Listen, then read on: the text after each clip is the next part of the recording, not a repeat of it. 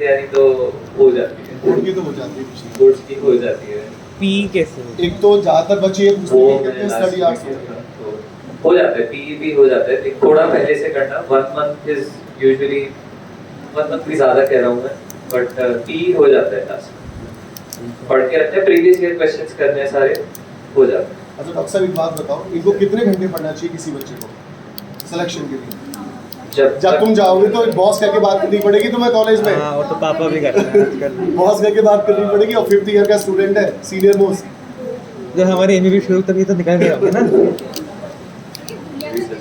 पहला क्वेश्चन सही पूछा है मैंने कि कितने घंटे पढ़ना चाहिए एक बच्चे को सिलेक्शन के लिए? बताइए डॉक्टर साहब। ऐसा कुछ सर फिक्स टाइम कोई नहीं होता है, लेकिन तब तक पढ़ना होता है जब तक आप 25 में से 25 सर के क्वेश्चन ना कर लो टेस्ट के। फिर जो भी शॉर्ट टर्म गोल के आपके क्वेश्चन, अगर आपको सारे आते हैं वो, तो आप ज्यादा क्यों पढ़ रहे हो उसको? अगर आपने 1 घंटे में वो कॉन्सेप्ट कर लिया है पूरा, तो छोड़ दो, नेक्स्ट शॉर्ट टर्म गोल पे जाओ। वो तब तक करते रहो जब तक आपका पढ़ने का मन है दिन में, तब आप सबसे ज्यादा प्रोडक्टिव होते हो, और सिर्फ तभी पढ़ना चाहिए। पर शॉर्ट टर्म गोल्स कंप्लीट करने ही चाहिए, अगर शुरू किया तो कंप्लीट कर दो उसको, बीच में रुकने का फायदा नहीं है। और स्लीपिंग आवर्स कितने होने हाँ, चाहिए बोलो बेटा। एवरेज? तो जैसे अभी 12th की संग नहीं हुआ सिलेक्शन, तो इट्स अ ड्रॉप ईयर, तो उसमें डिमोटिवेशन होता है, तो उससे कैसे डील करें? काफी तो जेन्युइन क्वेश्चन है। मेरे साथ काफी लोग हैं जिन्होंने एक साथ ड्रॉप करके मेरे साथ पढ़ रहे हैं, तो इतना लॉजिस्टिकली इतना कुछ बड़ा इशू नहीं होता है, फैक्चुअली कोई इशू नहीं होता है। आगे जाके सब ही सेम उसमें चले जाते हैं, तो कुछ आगे जाके फर्क नहीं पड़ेगा। जो है ये ट्रांजिएंट है, जो अभी होगा वो अभी होगा, और सबका अलग अलग तरीका होता है स्ट्रेस से आगे निकलने का, तो एक आंसर सबके लिए फिट नहीं होता है। एंजाइम जैसे बहुत बढ़िया। अच्छा और भी क्वेश्चन पूछा जाते हैं? हो रही है।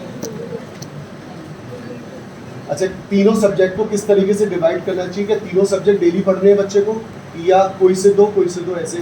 सर मैं पर्सनली तो फिजिक्स में क्वेश्चंस डेली करता था, कॉन्सेप्ट्स वाला जो पार्ट था वो थोड़ा थोड़ा रिवाइज करता रहता था वीकली, लेकिन इतना कुछ हो नहीं था, शॉर्ट टर्म के हिसाब से चलता था मेरे। अगर Priority decide कर। 15 दिन में अभी टेस्ट है मेरा, तो फिर उसके लिए कॉन्सेप्ट पढ़ लेता, लेकिन क्वेश्चंस यूजुअली मैं करता रहता था पर डे। केमिस्ट्री में सर आपका टेस्ट भी करता था, तो उसी हिसाब से चलते थे मेरे क्वेश्चंस वगैरह, करता रहता था आकाश जो भी आपकी शीट थी वो। और बायो में थोड़ा अलग रहता है, तो उसमें नोट्स रिवाइज करना इज वेरी इंपॉर्टेंट। वो मैं मानता हूँ कि हर दिन नहीं हो सकता है, लेकिन जब आप 2 या 3 दिन में आप करो, तो आपको पूरे चैप्टर्स करने चाहिए, सिर्फ छोटे छोटे टॉपिक से नहीं होगा, पूरा चैप्टर करो। अगर फिजियोलॉजी लिया है तो पूरा एक्सक्रीटरी खत्म करो, पूरा रीनल खत्म करो, बैठ के एक दिन में। तो नोट्स रिवाइज करना इज वेरी इंपॉर्टेंट। क्वेश्चंस उसके एक बार में इतने नहीं हो पाते हैं, लेकिन नोट्स रिवाइज करना इज इंपॉर्टेंट। तो बायो अगर आप पढ़ रहे हो 2-3 दिन में, तो पूरा का पूरा चैप्टर आपको मेरे ख्याल से करना चाहिए। फिजिक्स का प्रैक्टिस बहुत ज्यादा इंपॉर्टेंट होती है, तो वो हर दिन अगर कर सकते हो, तो मैं तो कहूँगा हर दिन एटलीस्ट 50 करने चाहिए, मिनिमम 50। गुड डेज पे 300 तक जा सकते हैं, लेकिन 50 इज वेरी। 50 जो करने चाहिए वो पर चैप्टर करने चाहिए कि सारे चैप्टर के ऐसे ही? मेरे ख्याल से चैप्टर वाइज करने चाहिए। जैसे लोगों को इलास्टिसिटी वाले क्वेश्चंस पे वो होता है, क्योंकि बहुत कम, मतलब इन जनरल प्रैक्टिस में ही कम होते हैं, तो वो अगर आप बैठ के अपने लाइफ में भर रहे हो, तो सबसे पहले आपको ऐसे टॉपिक्स उठाने चाहिए जो आप कॉन्फिडेंट नहीं हो। जनरेटर के क्वेश्चंस उठा लिया आपने, वो आप यूजुअली नहीं पूछते, लेकिन एग्जाम में एक क्वेश्चन आ जाता है 2 या 3 साल में, तब तो आता था, तो उसके लिए प्रैक्टिस के लिए 50 क्वेश्चंस उसके कर लिए। तो एक ही टॉपिक के रिलेटेड क्वेश्चंस, एक ही क्वेश्चन नहीं, एक ही क्वेश्चन वैल्यू चेंज करके वो वाले क्वेश्चंस नहीं, लेकिन वो रिलेटेड क्वेश्चंस उस कॉन्सेप्ट।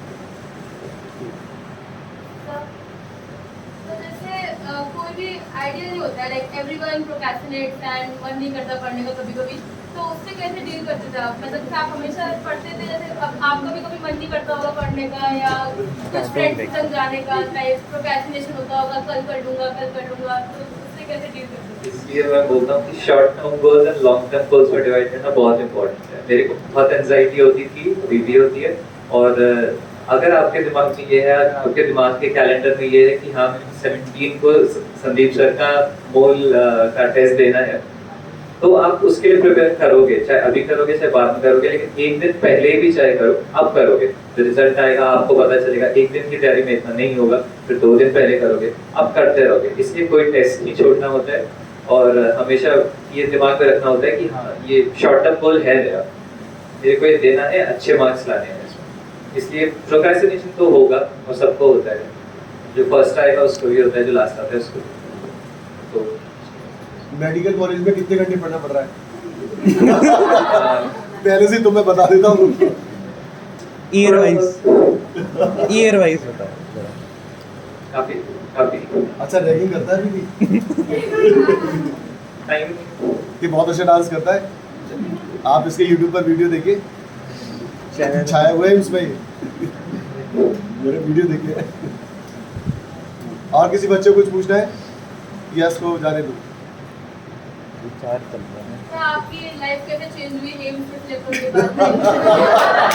लाइक लोग आपको रिस्पेक्ट करने लग गए, ओपिनियन आपके रिस्पेक्ट करने लग गए, आपसे पूछने लग गए कि भाई आप बताइए राय क्या है आपकी, तो लाइक लाइफ चेंज हो जाती है ना। अभी नो वैल्यू, वहाँ पे वैल्यू है आपकी, तो कैसे मतलब, क्योंकि एक सामने वो रहता है ना कि वो बाकी सब जवाब दे रहे हो, तो इसीलिए कैसे तो ये जानना है, तो वो एक वो चाहिए मुझको, बाकी कुछ चाहिए नहीं, ऐसा होता है।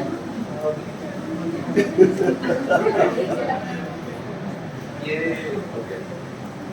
जब आप कहीं पे जाते हो, ऐसी जगह पे जाते हो जहाँ पे सब लोग होते हैं, तो आप बेस लाइन पे पहुंच जाते हो। फिर से आप यहाँ पे 100 पे पहुंचोगे, वहाँ पे आप फिर से 101 हो जाओगे।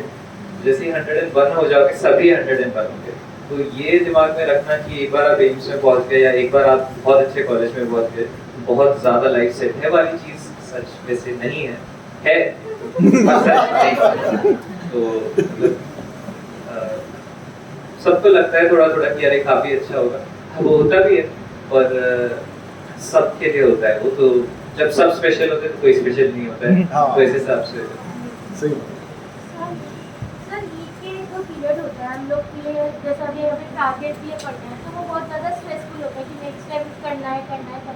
आपका सिलेक्शन, अगर सिलेक्शन हो जाता है, तो वो जो MBBS का पीरियड होता है उसमें सिर्फ पढ़ाई के साथ फन भी होता है? बहुत ज्यादा होता है, बहुत ज्यादा होता है, लेकिन बहुत पढ़ाई भी होती है, तो बैलेंस का बात है। बैलेंस करना होता फन तो हो गई, ऑब्वियसली कॉलेज है, बट पढ़ाई भी है। हम लोगों ने उससे देखा हुआ है, मूवीज वगैरह में सब दिखाते हैं कि डॉक्टर्स की लाइफ स्टाइल सब वहाँ पे सब लोग बहुत ज़्यादा ओवरली सीरियस होते हैं। हाँ, और होते भी हैं और नहीं भी होते हैं। डांट हमेशा पड़ेगी पूरी जिंदगी भर, चाहे आप 60 साल के तब भी डांट पड़ता है, मेरे को पता है। भैया क्या आप यूएसएमएल की भी तैयारी कर रहे थे? नहीं, यूएसएमएल की तैयारी नहीं, मैं पीजी की करूँगा। भैया कभी आपके संग ऐसा हुआ कि आप कोई टॉपिक सर पढ़ा रहे हैं, आप बाकी सब जवाब दे रहे हैं पर आप नहीं दे पा रहे, तो आपको थोड़ा ऐसा लगे कि मेरे को ही नहीं कुछ आता है? मेरे को बहुत लगता था ऐसा, हमेशा लगता था कि अगर बाकी लोग जवाब दे रहे हैं और मेरे को क्यों नहीं आती है ये वाली चीज़। तो मैं रीवैल्यूएट करता था, बेसिक सोर्सेज पे फिर से जाता था, नोट्स देखता था। और 11th में मेरी सबसे बड़ी गड़बड़ ये थी कि मैंने नोट्स कभी प्रॉपर्ली 2-3 चीज़ों को छोड़ के अच्छे से नहीं बनाए थे। बायो के मैंने स्टार्टिंग से बनाता है तो उसमें इतनी दिक्कत नहीं थी। 11th में मैंने फिजिक्स मोस्टली बुक्स से पढ़ी थी, कुछ नोट्स वगैरह इतने नहीं बनाए थे। 12th में मैंने नोट्स बनाए तो उससे काफ़ी मेरे को लगा कि रिविजन में फ़ायदा हुआ। केमिस्ट्री में मेरे ऑर्गेनिक के नोट्स स्टार्टिंग से ही अच्छे थे, सर ठीक थे ऑब्वियसली, पर उसके अलावा मोल वगैरह के नोट्स मैंने फिर 12th में टारगेट बैच वगैरह के साथ बैठ के फिर से बनाए थे, तो थोड़ा बेटर लगा था। 11th में मेरे को इश्यू होता था थोड़ा, क्योंकि थोड़े लोग बड़े भी थे, उन्हें थोड़े कॉन्सेप्ट्स पहले से आते थे, वो लोग आंसर्स दे रहे थे, फिर सर बाद में बैठ के मेरे को बताते हैं कि ऐसा ऐसा होता था। अच्छा, इस वजह से उन्होंने 30 मिनट पहले बोला था, उन्होंने बोला, बट ठीक है। तो ऐसा होता है, सबको होता है। और अगर आपके कॉन्सेप्ट्स क्लियर नहीं है उस चीज़ के लिए, तो बेस्ट थिंग होती है अपने बेसिक सोर्सेज पे वापस फिर से जाओ। जो आपने कुछ MCQs किए, आपने कहीं मार्क कर रखे होंगे कि ऐसा ऐसा हुआ है, अगर आप प्रैक्टिस करते रहोगे तो जो भी सारे क्वेश्चन है वो रिपीटेड ही होंगे। एक लेवल के बाद कोई नया क्वेश्चन नहीं आता, ये हर जगह सच होता है। उसके बाद आप कोई भी एग्जामिनर कहीं पे भी कुछ नया नहीं पूछ सकता है, सब रिलेटेड क्वेश्चन होते हैं। अगर आपने वो सारे रिलेटेड क्वेश्चन कई बार किए हैं, कोई चांस नहीं आपका गलत हो जाए। अगर आपका तब भी गलत हो रहा है तो यही वजह हो सकती है कि आप सो रहे हैं, और कोई वजह नहीं है। तो प्रैक्टिस इसलिए होती है। उसके अलावा कुछ वो नहीं, अगर कभी कभी तो यानी और प्रैक्टिस।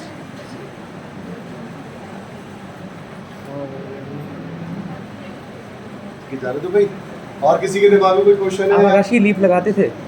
क्या आकाश की उस बुक time आती लीप लीप आती नहीं थी? तुमने तो पूरी आकाश करी है ना?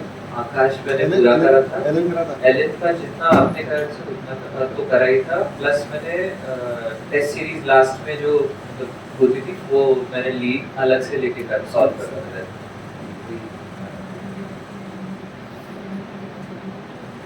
यस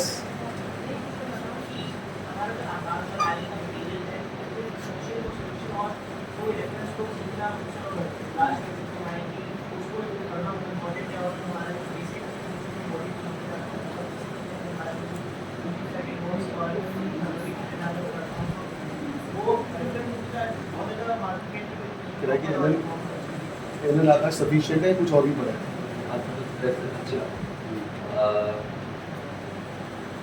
अगर मतलब क्वेश्चंस देखे जाए 720 में से 720 अगर लाने हैं तो आकाश इनफ है एक्चुअली, पर यही है कि अंडरस्टैंडिंग और कितना जल्दी करना है उसके लिए रेफरेंस बुक यूज कर सकते हैं, बट फायदा इतना नहीं है, इतना रिस्क बेनिफिट का वो है, ज्यादा रिस्क है। अगर आप बुक्स में घुस जाओगे तो बुक्स में ही रहोगे, एमसीक्यू नहीं कर पाओगे, at the end of the day आपको बुक नहीं लिखनी, आपको एमसीक्यू सॉल्व करना है। तो वैसे ideally it's better to go for competition वाला thing then for the knowledge वाला थिंग एज वी एज। आप फ्री टाइम में क्या करते थे? कार्टून्स खेला? उसका फ्री टाइम भी फ्री रहता हूँ, कुछ नहीं है, यूट्यूब है, बहुत कुछ है, सब करते, मूवीज है। पहले क्या करते थे जब प्रिपरेशन करते थे तब? बहुत सोता था, कार्टून वगैरह भी देखता था। कार्टून के अलावा इसलिए पूछा था। मोस्टली इसी में टाइम निकल जाता था, मूवीज वगैरह उसमें। ठीक है, आ सकते हैं।